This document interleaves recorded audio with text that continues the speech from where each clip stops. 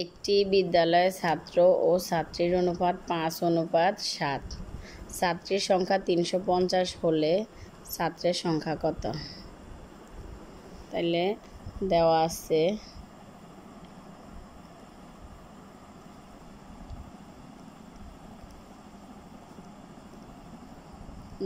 আছে ছাত্র ছাত্রীর অনুপাত।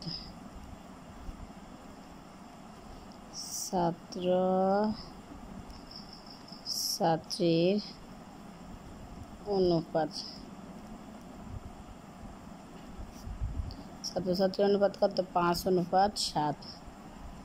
5:7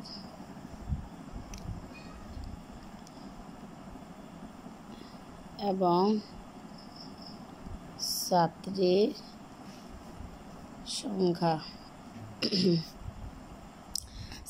সংখ্যা 350। 350। তাইলে আমাদের ছাত্রের সংখ্যা বের করতে হবে।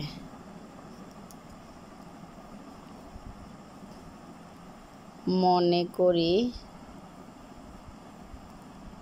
ছাত্র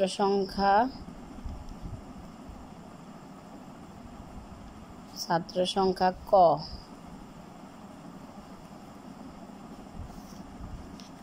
তাহলে শর্ত মতে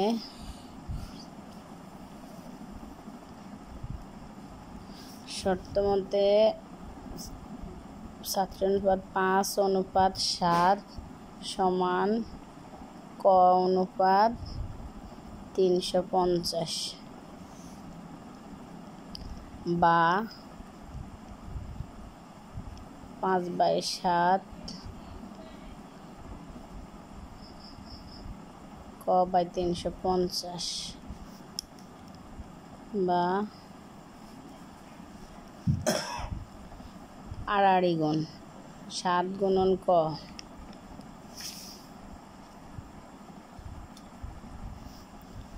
7 গুণন ক সমান 5 গুণন 350।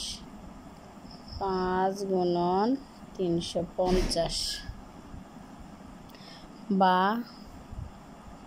ক ইকুয়াল টু নিচের 7 উপরে হচ্ছে 5 গুণন 350। কারণ আমরা 7 যদি 350 দিয়ে কাটি বা ভাগ করি 350 7 5 7 35।